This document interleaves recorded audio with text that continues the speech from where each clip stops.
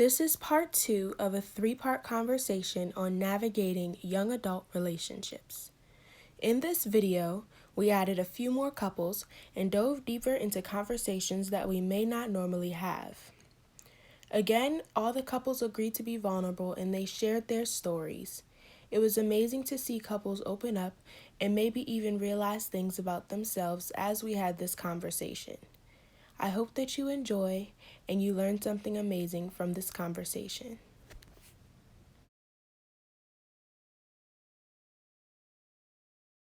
My name is Gabby. I'll be 22 next month. My partner is Asa. We've been together for it'll be 5 years in November. Yes, and we met on the school bus. Yeah, that way. What she said. My name's Asa. 21. Everything she said is actual factual. So yeah. Hey y'all, I'm Janay. I'm 22, and we've been dating for 5 years, almost 6 years. My name is Thaddeus. I'm 24, and we met in high school. We're engaged. Yep. I don't have my ring. Darn, it would have been so cool to do that. Because we just walking around in the house. We are engaged, and wedding is supposed to be this year. Hopefully, all this Corona stuff passed, but we're planning to get married this year. My name's Dmariee. I am 23, and we've been together for 4 years now. And we met in high school. We didn't start dating till college. Yeah, and like my babe said, I'm Dmariee. It's been a good while. I almost forget how long it's been because it feels like forever. But definitely met in high school, and she's now the person I love with all my heart. So love you, babes. Hi, everybody. I'm L'Oreal, Washington. And me and Akil have been together for 5 years now. And we met in 8th or 9th grade. My name is Akil. I'm 24. Like she said, this is my wife, L'Oreal. Got married in January. And together like 5 years. I'm Sade. I am 21 years old, and Izzy and I have been together for 1.5 years now. My name is Izzy, like she said. I'm 20, about to be 22, and what else was I supposed to say? Yeah, how we met. Yeah. That's how we met. We met at Bowie, at a table. I am Olivia, and I will be 22 in 14 days. And Darius is my boyfriend. We are a different perspective. Like I said last time, we've been dating for 3 months. So, but I've known him for a little over a year. All right, Darius, go ahead. As Olivia said, I'm Darius. I am 24, and as she's already also said, we've known each other for over a year and been official for about 3 months. And we met over social media. So I didn't want to start off super scandalous. So we're just going to start off with a basic topic that I think everybody can give good advice on. And then we'll get into deeper questions and things like that. So my first question is, what is the best advice you can give on how to effectively communicate? I guess I can go first. With my experience with communication in our relationship, I noticed that the best thing that I can do for my fiance is to be understanding. Understanding her perspective, listening without trying to respond, but listening to actually listen to what she has to say and where she's coming from. A lot of times when people talk and they want you to hear them, they just kind of want you to understand where they're coming from, not wanting to give an actual response to it. And sometimes things calls for a response, and then sometimes things doesn't. So sometimes I realize that with me and her, I just try to see where she's coming from and understand her perspective. Okay, so this is something that I'm still learning because. So I think in the last episode I mentioned how I'm learning that I'm also not the most verbal person. And so but earlier in our relationship, me and Asa would be talking and he'd be I was always really quick to respond. right? And so then I was like, okay, you know what? I'm going to scale it back. I'm going to listen more. And then it turned into a bunch of conversations. I'm like, yeah, yeah, that's good. And then he's like, bro, like, you're not even like, I need you to respond to me. Like, this is a conversation. And so that's the season we're in right now. And I'm really learning to balance between listening to respond and listening to understand, because sometimes a person needs a listening ear, but it's also your job as their partner to use the wisdom that God gave you to be able to give them sound advice or whatever, like to respond properly based on the scenario. So I think that balance between listening and understanding and responding really goes a long way. The most effective way is to be truthful. A lot of times I'm not going to speak on a lot of times, but for some people, when they communicate with their partner, sometimes they give them the answer that they may want to hear. They may give them the answer that, would cause the least amount of stress or strain on the relationship. For me, I found out that, it's always best to just say what you're feeling and be truthful, but you also have to be respectful with the way you say it. But at the same time, you have to say what's on your mind, because if you don't, later on down the line, eventually you're going to speak up on those things. And for that person, it may be like, well, where's all this coming from? And for you, you've been holding it in. You just never spoke on it. So avoid all that type of stuff down the line, because either way it's going to come. You can get it early on, or you can get it later. Best way is just be truthful up front. I think what everybody said definitely applies, but to pair with it, definitely having patience. Patience is a huge thing, because just like everybody else has different tastes, different love languages, different communication styles. It takes time to adjust, to figure out what's the best way that I can say this to my partner, because you're not going to communicate the same way with your mom or your best friend as with your partner all the time. So patience and understanding. And then another thing that I'm learning as a male, a lot of the time we're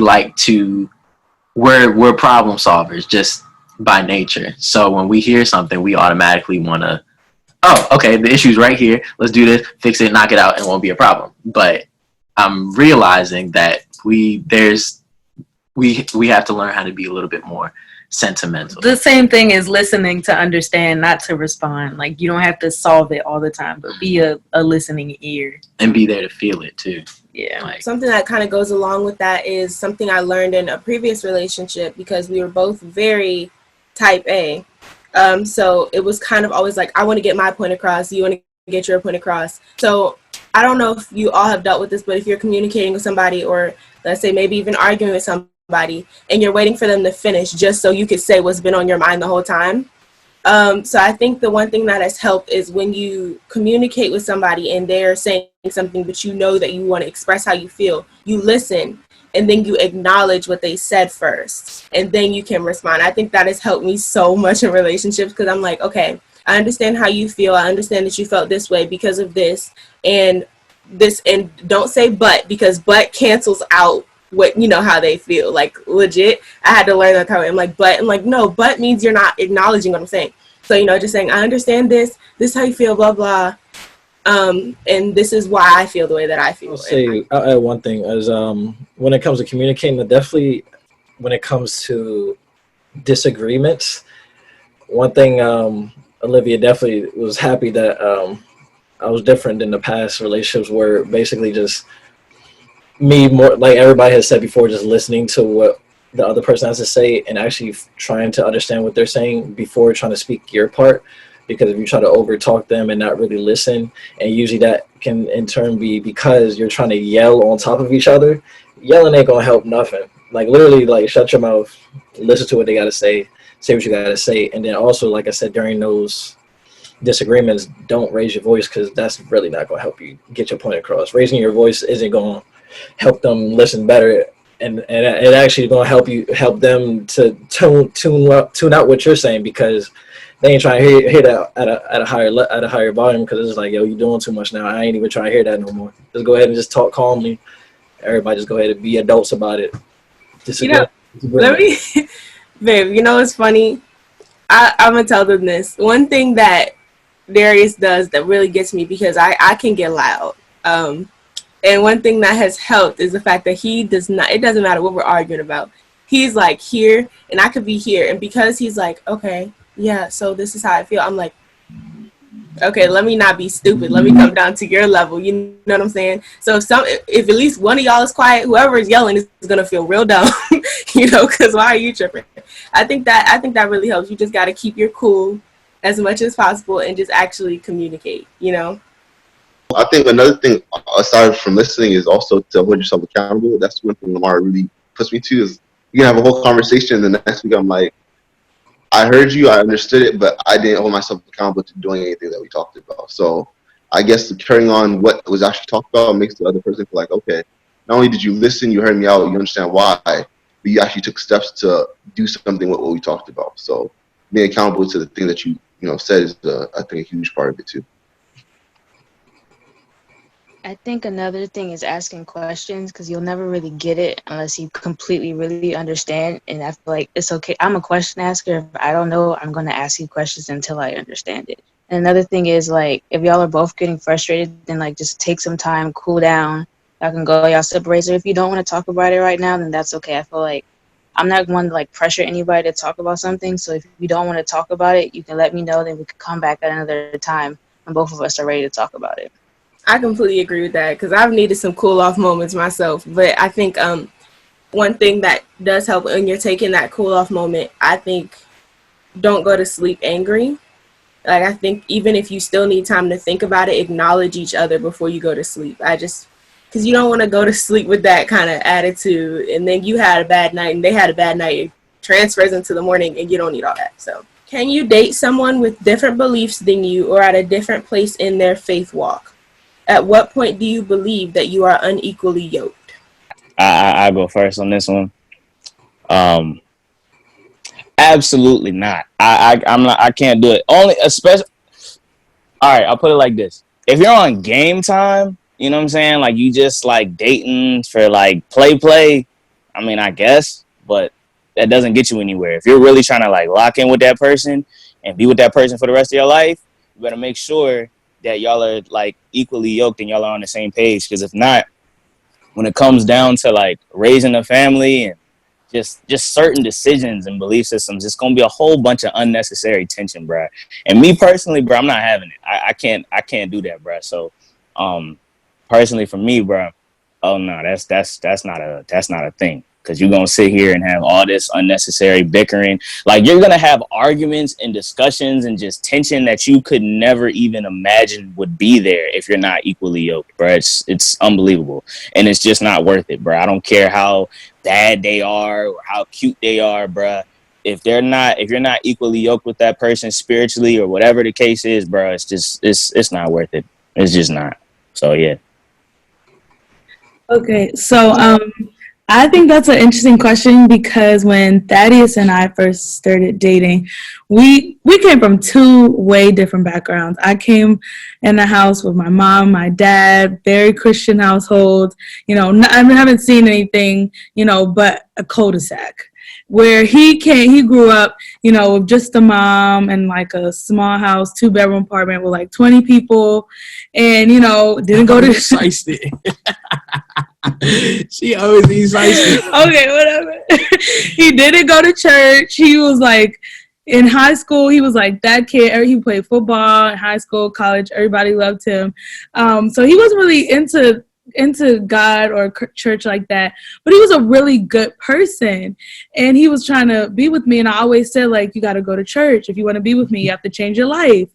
And when we started dating, he was willing to drop all of that just to be with me. And even though he wasn't really like, didn't really know who God, he knew who God was. I don't want to say that, but he wasn't involved and didn't have that type of relationship with God yet. But, I was able to take him on that journey and introduce him to church and people at church.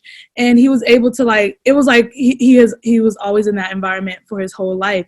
So I think like in the beginning of your relationship, if you really feel like that person, is a good person, because you could be a great person. You just have to, see them through.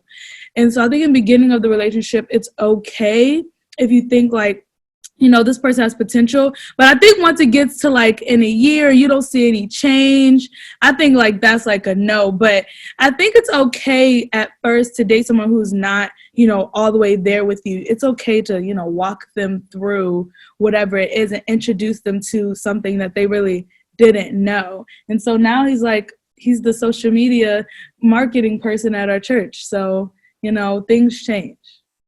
Another thing with that, one thing that really helped us is, although our relationships and our faith was different, we also had similar morals and values. And that's something that I think if you don't have the same with your partner, that's probably not something that you want to get into. When it comes to like your belief system or like your faith, I believe that you can take them through a certain journey with you that can persuade them to go to the other side or join, or you can have similar beliefs. But when it comes to your morals and your values and things like that, I don't think that's something that, you can really change in a person. That's like embedded in you as a child, because like your morals and your values is who you are as a person. That's ultimately who you are as a person. So if those are not the same and they don't line up, then there's no way that you're going to be equally yoked with an individual. I think it's critically important to have the same morals and the same values, because you guys want, in a relationship, your ultimate goal is to grow together. And there's no way you can grow together if those things don't match, because then you'll just be bumping heads. You'll be bumping heads with each other. I believe this, or I believe this. But if they're the same, then you have a better chance of succeeding together. I don't think that a relationship will be successful if it's two totally different belief systems. Like if you have like a Christian and a Hindu person or a Muslim or something like that. Like eventually it will cause problems when you're trying to raise your children and stuff. One person is going one way, the other person is going the other way. I think when me and Akil initially started dating, so my parents are pastors. His parents are really involved in church too. I think that I was a lot more involved in church because, like I said, my parents were pastors. I was at church like 7 days a week, Bible study, praise team rehearsal, choir rehearsal, like everything. I was in church. And when we initially started dating, I think I was at the point where I was getting like a little more serious about my relationship with God while I was in college. And correct me if I'm wrong, I think that Akil kind of seeing me like be serious about my relationship with God kind of encouraged him to be like more serious with his relationship with God. And I think we kind of just learned to grow together and really make God like the center of our relationship. Of course, like initially we were kind of still both doing our own thing. We had our disagreements, weren't really on the same page about everything, but once we kind of focused on our individual relationships and then came together and talked about it and talked about our goals for our relationship and then our goals for our personal relationships with Christ, it kind of just all meshed together after that. To answer your question, you can date whoever you want to date. Now, will it be successful? Probably not. Just to answer it, in short, I mean, it is what it is. I mean, if our relationship, and Lo talked about this last week, if our relationship is set to mirror Christ in the church for a successful relationship, there's no way that you can be doing one thing, I can be doing something else, because if I'm focusing on how God raised the church or how God treats the church and you're focusing on, whatever else, those two are always going to knock heads. So you can date whoever you want to date, but when you're talking about a successful relationship and when you're talking about marriage, you have to be equally yoked. That's not even like a discussion. It's in the Bible, and the Bible ain't lied to me yet. So that's just, it is what it is. I want to add this. When me and Darius started talking, I think when we first started communicating, we wasn't like talking the date or whatever at first. But as we started kind of growing together, I started growing closer to God. So like, it came to a point where I was just like, he was a Christian, but he was like, I don't go to church. You know what I'm saying? He'll go every once in a while. I don't know how often he went, but he didn't go every Sunday. And I was always in church. I'm very involved in my church. And so it got to the point where I was just like, I don't think this is going to work because I don't see you making the moves, like Janay was saying, to be closer to God. And that was a tough conversation to have because, like, I like them. But I think, you know, you got to prioritize God. And I think it came to a point where he came to me, and this is like still, I don't think I told him, but this is like still the most sentimental and like beautiful moment that I've ever experienced with him. When he came to me and he was like, yo, like so emotional. He was like, you know, I had conversations with God and I cried. And he was like, I want to take those steps to be closer to God. And I think that sometimes God may put people in your life. Maybe you're not supposed to be in a relationship with them, but to show them that they, you know, that they need to be closer to him. But after that, you know, I was like, okay, but we still wasn't together. I was like, you know, I need to see your walk. I need to see, you know, how much you're going to take this seriously. And now we go to church together, y'all. I'm like, hey, but we're really close. You know, he sends me scriptures every morning and all this stuff, and you know, we'll pray together. And I think that's really important to be able to pray with you when you can pray with your partner for real. That's important in a relationship. No one starts off Christian, right? No one wakes up and is like, today I'm gonna be a Christian, right? It's something that people are taught. It's, you know, the reason you're a Christian now is because somewhere along the line there was someone who stepped in and was that intercessor for you to lead you to the church or to God, whatever it is. And so I don't think it's a matter of is it possible or not. I think it's more so about the conviction of the other person, if they're willing to change their lifestyle in order, like Olivia was saying, if they're willing to change in order to kind of fit this lifestyle, right?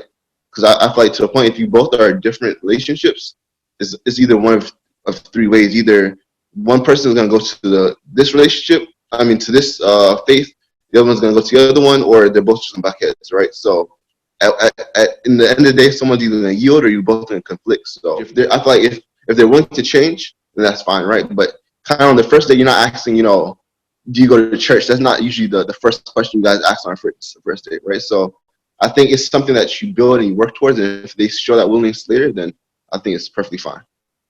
You know what's funny? That was the first question she asked me when I tried to date her. What?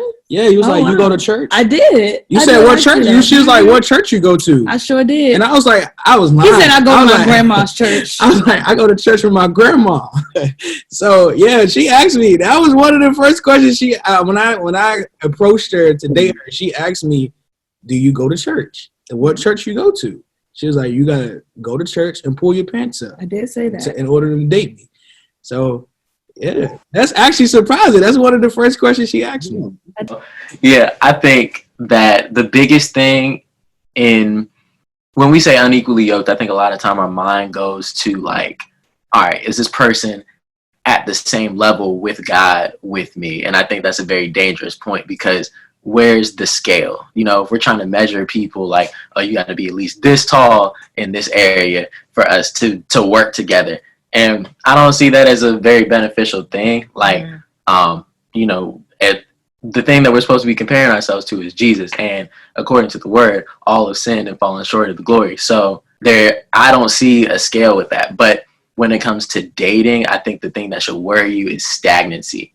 If you're remaining stagnant and there's no growth that comes with that, if you're not growing together, you know, you may grow faster in one season and then your partner may grow really fast in the next season. And, you know, like they're different times, you know? So I think that to be unequally yoked, it's hard for us, right? Purity. It's hard to fight for purity when someone does not, if you're trying to save yourself from marriage and the other person is like, I mean, why do that anyway? So you're constantly in a battle and you're fighting each other when you should be fighting these other things that's not the two of you. So that's my thing. And like, to be transparent, like when we first met, he, like my spiritual journey, it was way behind like where he was. When he met me, he invited me to church and I was like, whoa, I'm not ready to like, you know, get back into that. Cause I grew up in a very spiritual household. So I felt like I needed my freedom away from it. But over time, like I started to build that relationship and it helped with ours. So Yeah, I think the only way that you're really unequally yoked is if y'all have two different, like, Buddha and then Christian. Because at the end of the day, when y'all are in trouble and y'all want to pray together, who are y'all gonna pray to? Two different gods. So. It's okay to be in different seasons of your walk, like with your partner at the same time, and you shouldn't judge them like for where they are.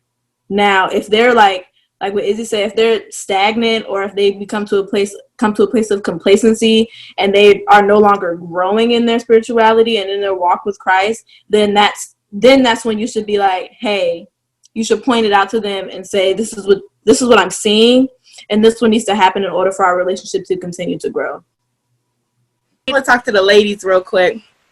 Ladies, what do you expect from a man when it comes to chivalry?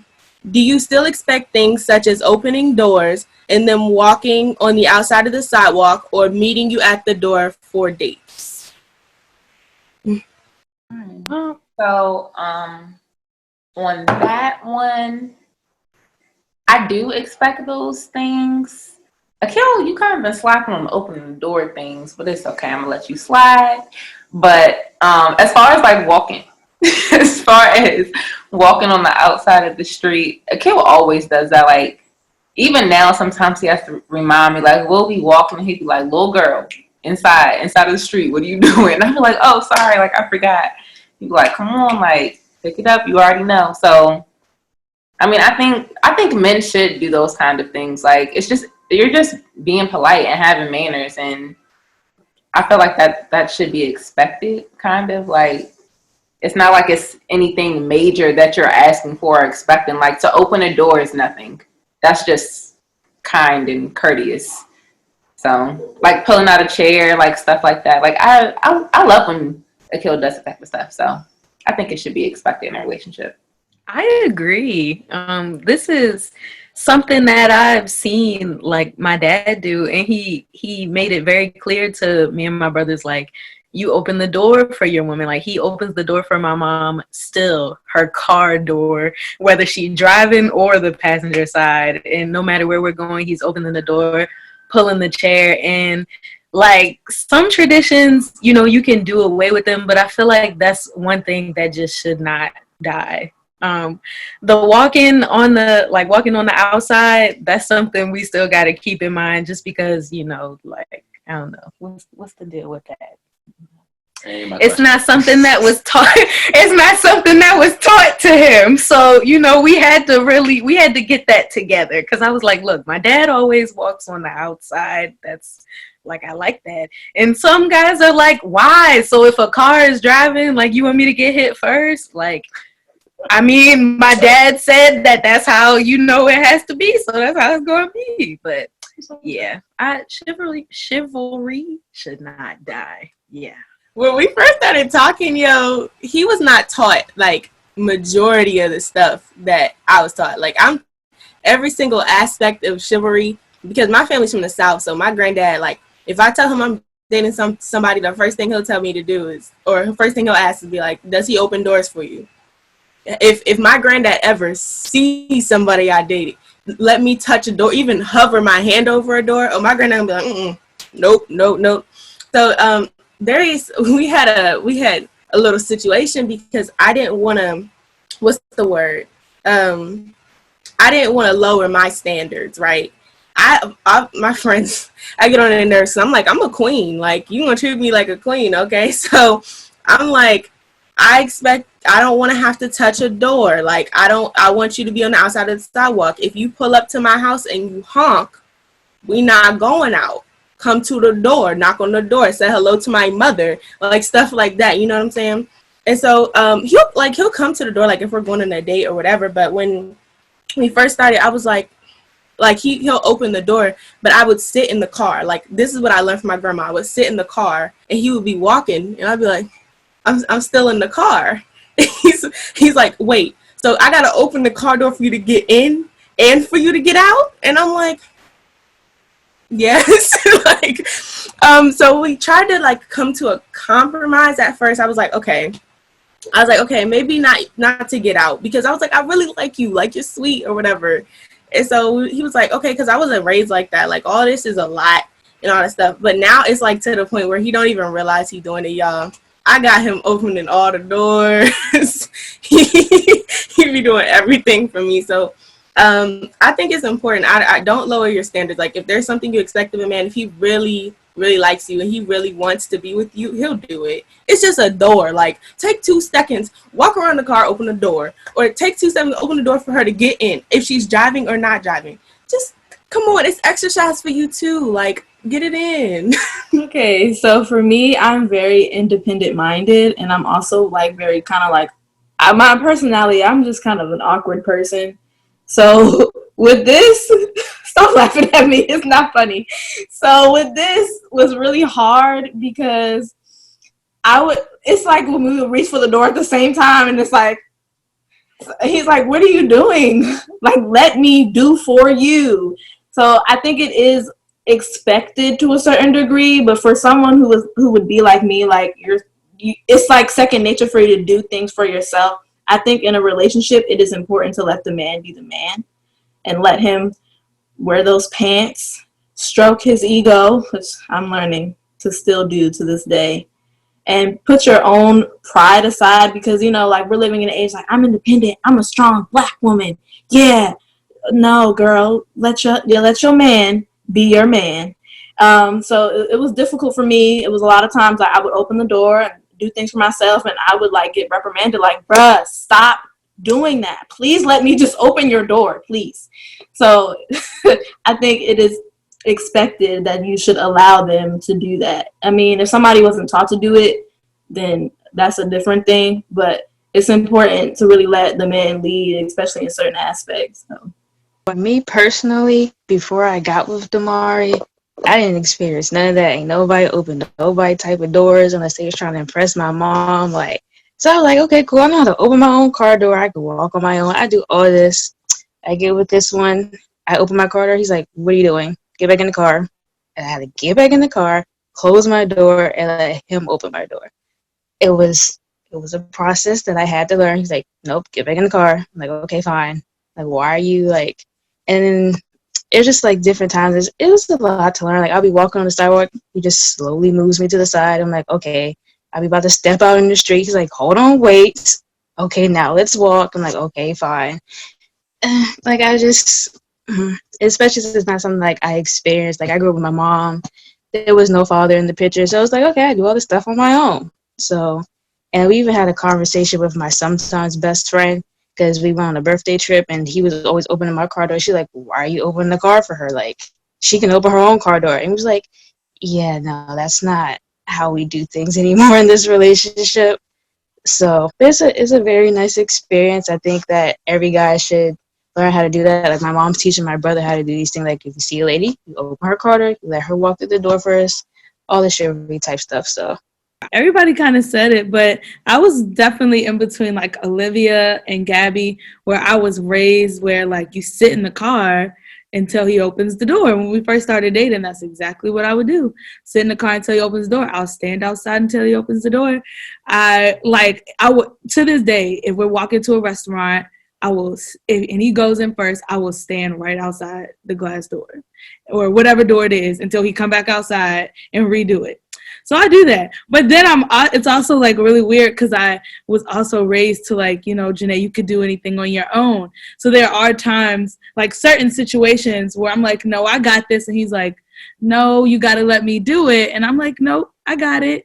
So it's like, I'm kind of like in between, like there's certain things like a door where I just won't touch. Also because I'm a germaphobe, I don't want to touch a door.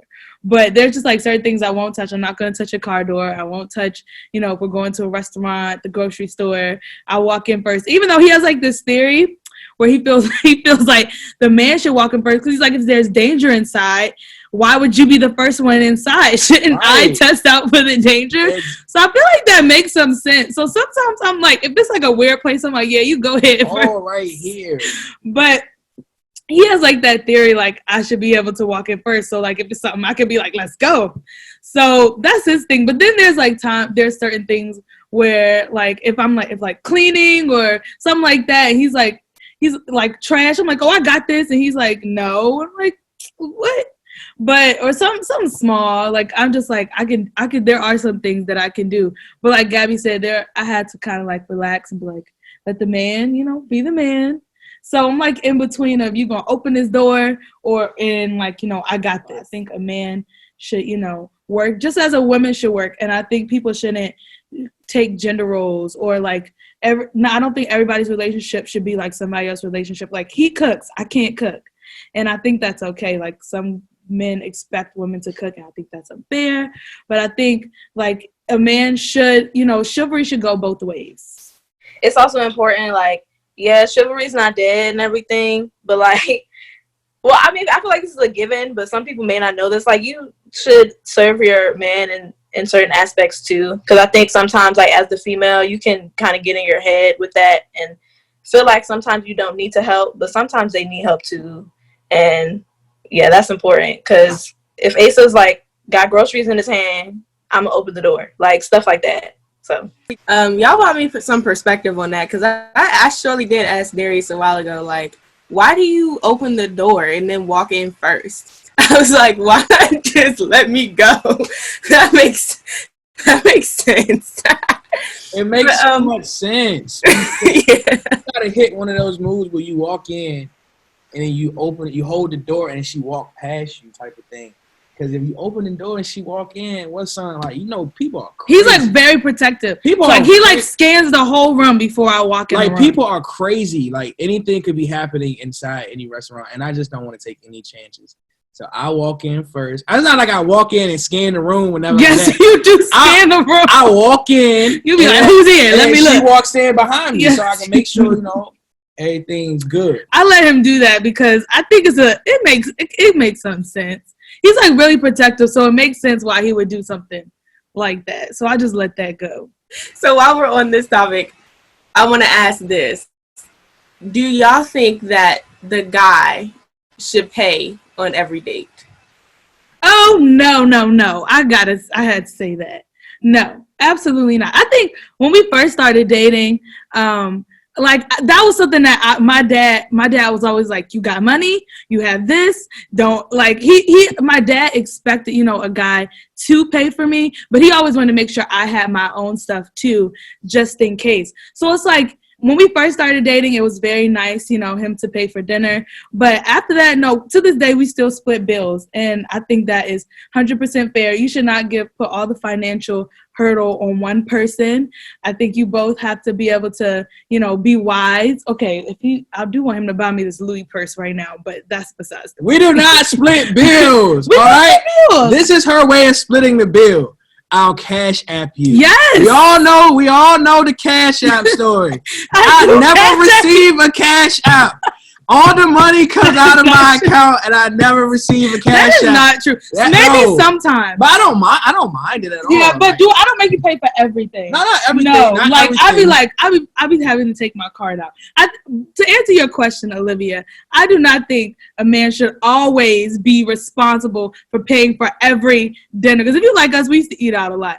He should not be responsible for paying every dinner. You have to, step up and be like, after a while, at the first date, I think, yes, that's polite to do.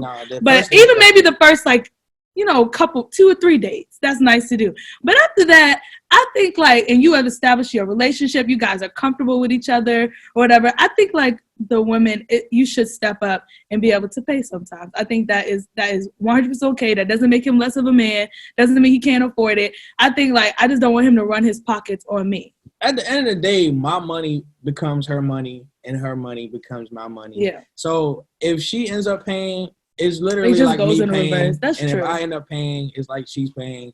So it's just a cycle. That's true. Okay. I think, like they were saying, the first date definitely, I think it's the guy's responsibility to showcase, as my woman, as my partner, I will take care of you in that sense.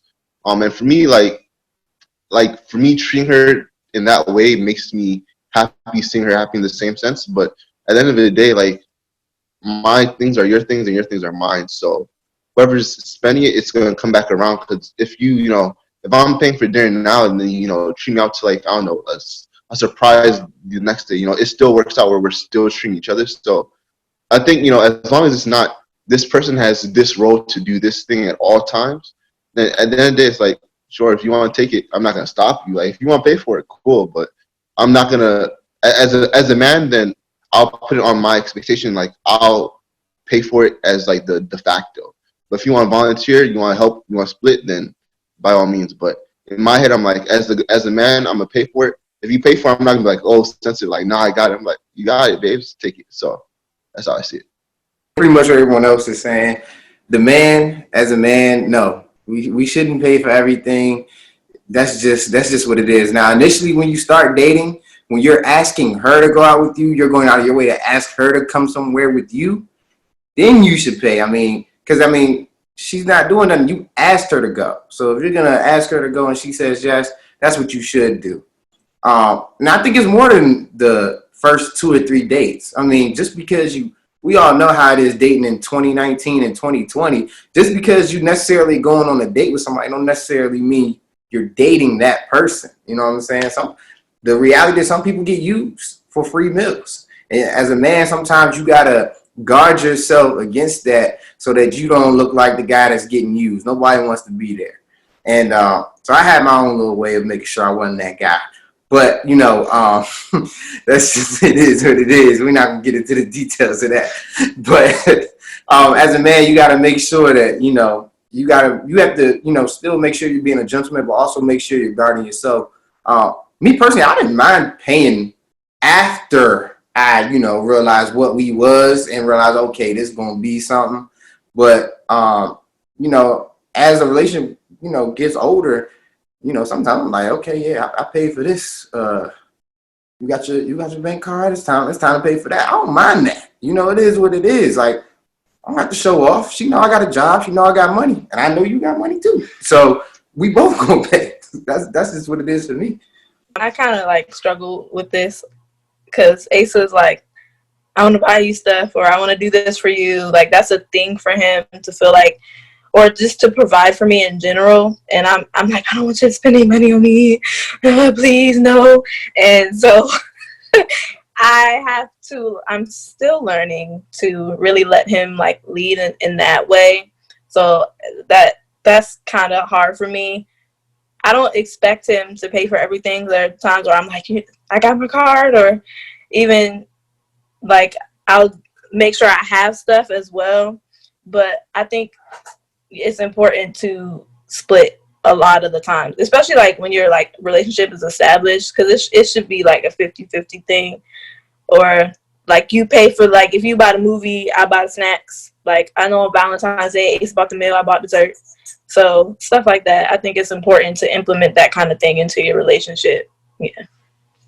And babe, just piggybacking if I can off that, I feel like she's saying, balance it out. You know what I'm saying? Of course, in the beginning, you know what I'm saying? Like everybody else is saying, run with them joints. You know what I'm saying? Do what you got to do. Pay the bread. But after a while, the man should not be having to pay for everything. You will lose your dude playing around and trying to have him pay for everything.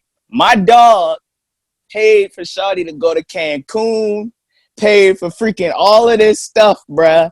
And that joint went down the drain because when it came time for her to give back to anything, just in general, she wasn't trying to give because he was just the only one reciprocating that energy. So even if he pays for all the meals, or he pays for this and he pays for that, find something else to balance it out. You know what I'm saying? Because after a while, that dude is going to get tired, bruh. You understand? This Future album just dropped. And all the girls is talking about some, hey, guys, did y'all hear that? I just gave my girl $200,000 for a Birkin. You ain't getting $200,000 for no Birkin. What you talking about? Bro, it's a whole thing. So don't get the game messed up. Of course, run the ones, you know what I'm saying, at Del Frisco's or whatever you're gonna do when it first drop and when y'all first get together in XYZ. But over time, balance that out, because my boy done hit me up a million times, bro. You know how many rants I done listened to of my homies that have spent thousands of dollars on girls and they ain't give them nothing in return. And shout out to Kill for dropping the gems talking about some free meals. Dudes is getting finessed for free meals out here in 2020. That's facts. That's facts, big dog. With how Young Thug said, that's facts. Relax. tell them relax. Like that's a thing. So make sure it's spread out. You know what I'm saying? Because over time, that's gonna build up, and you just gonna get dropped aliasly, like out of nowhere, and then your pictures is gonna disappear on Instagram. You're gonna lose your dude, and then all of a sudden, you just gonna see him with Shawty. Just because you with Dimsdale Dimmadome don't mean he got to give you the Dimmadome. You feel me? So just yeah, all that. I'm gonna go ahead and piggyback on. I'm gonna go ahead and piggyback on the reciprocations. Reciprocation is definitely one thing I definitely pride on. Like I look for. Big time when I was in a relationship. I know for sure in the past one, it definitely was. She was the type that really wanted me to pay for everything. And I was like, and it was definitely the worst time to even be asking me to do that because at the time I'm still in college. So it was like, yo, I'm on that broke college budget, and you still want me to pay for everything? Like, you a broke college student too. Like, why you got me paying for everything? So that relationship did not last that long. So I was like, yo, I know for sure I'm looking for somebody who's willing to do for me like I do for them, and that's what I found in Olivia big time. And Olivia would tell you, I am very cheap. Like, I got a job, I got money, but I am very cheap. I ain't trying to spend no money unless it's necessary, or like I will splurge every now and then. But like when I started feeling that reciprocation, I know for sure she would, go out of her way. I know for sure like the first few days, of course I went ahead and paid for that, no problem, boom, boom. Then as soon as we became official and everything, then it's like, yo, as soon as like I ain't even have to ask, she like, yo, you want me to pay for this? I'm like, all right, like I wasn't used to it because of my past, so it was like it was different. So it was like, all right, because she reciprocated that energy, and that's kind of what I live off of. I do be getting in my extra generous moments where like we'll go in like on a few days in a row, and I'll be like put your card away, like don't worry about it, like I got this. Just because like you make me feel good because you willing to do for me like I do for you, I'm like I got this. Like I will go ahead and go out my way and pay for you like few days in a row, like it ain't no problem, because I know she'll do for me like in a heartbeat. So I know for sure reciprocation, like Asa said, is like that's like a big thing when it comes to when you're in a relationship. So you're not that cheap though. You're not that cheap. I just want to say he bought me this dress, y'all. He bought me this junk. It's cute, right? But no, I was opposite of him because he well, not opposite. I guess in a past relationship, my ex paid for everything. Like he didn't want me to touch money at all, and he liked to do extravagant things, but it was always like, I don't like when people want to do stuff for me and then constantly remind me of what they're doing for me, you know what I'm saying, but you won't let me do for you. That frustrates me. And just because you're in a relationship and you're getting wined and dined and all this stuff, because I got all that, and I was like, this relationship is toxic. I don't care how much money you're spending on me, this is toxic. Like, and so it really got to that point where it was like even when we were broken up, he's reminding people like, yeah, remember that time for your birthday I bought you that $100 bottle of wine? And I'm like, dude, you know what I'm saying? So it's stuff like that. But I like to be able to say, hey, like I did this. I love to give. Like I would get more excited about giving. For Darius will tell you, before this whole quarantine thing started, I had his birthday planned to a T. Like I was like, I'm about to do the biggest thing, and I was so excited. I love to give. And I want to see that in my partner. I just think that's important. Just because he's spending a bunch of money on you does not mean where your relationship is going to be successful. The big thing is intention too. Like, when the same thing when like you hold a door for somebody random, like out in public, is your intent for them to say thank you and constantly think back like, oh yeah, this person held the door for me. Or are you literally doing it just to be genuine? You know what I'm saying? So I think with that, you got to understand like the different circumstances that you may be in. Like I commute, and so I have a job on the side. I work for my church. So like, I'm getting paid regularly, where there was a time where she was living on campus and didn't have a job. Mm-hmm. So there would be certain situations like, I'm just expecting, all right, let me just pay for this because I know she don't have it, but I also want to, I want to do it because that's what I want to do. You know what I'm saying? So I think checking the intention of why you're doing it is important. Then I got a job, y'all, and I was like, I handle it. Feels good.